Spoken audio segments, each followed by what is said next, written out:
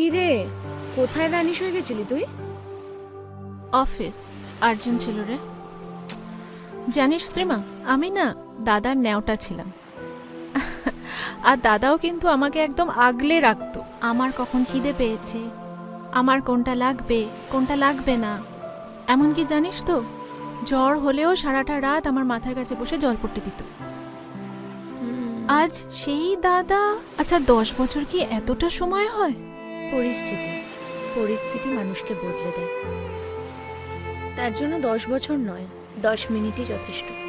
এই যে বুবলাই কিন্তু আমাকে আগে কখনো চিনতো না, কিন্তু এই কটা দিনে না ও কেমন আপন হয়ে গেছে রে। জানিস সেদিন আমায় কি জিজ্ঞেস করলো? মা বলেছে তোমার অনেক টাকা, তুমি যতদিন আছো আমি যেন যা পারি তোমার থেকে আদায় করে নিই। সে কি?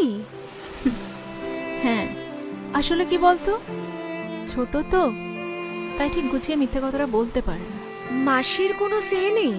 মা শাঁখের করাত অবস্থা, তাই দাদার হ্যাতেই হ্যাঁ মিলিয়ে চলছে। আসলে জীবনটা না একটা সমুদ্রের মতন রে শ্রীমা, একটার পর একটা ঢেউ আছড়ে পড়ে, আছড়ে পড়বে।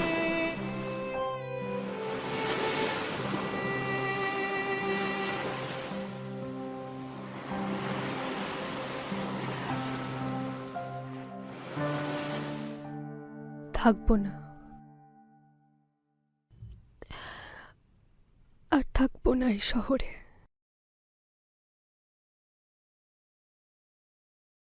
তুমি শুধু আশীর্বাদ করো বাবা, আমি যেন নিজের পায়ে দাঁড়াতে পারি।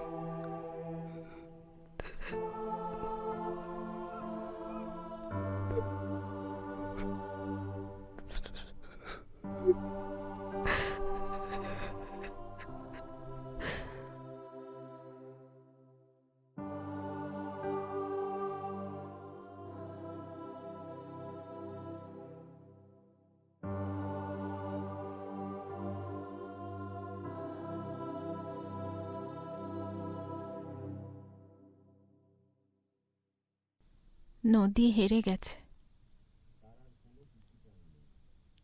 তার আর কোনো পিছুটান নেই। টাকা,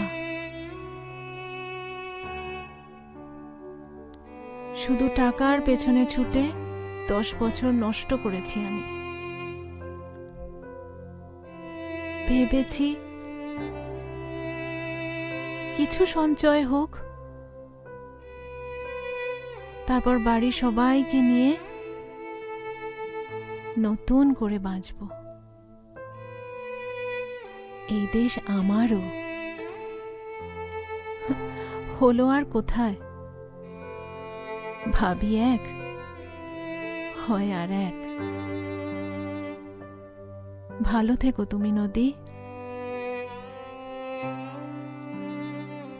ভালো থাকুক বাংলার সব নদী।